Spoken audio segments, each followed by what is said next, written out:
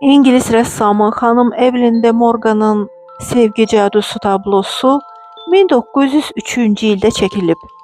Gənc qadın gözəl narıncı donda əyləşib. Elə saçları da donu rəngdədir.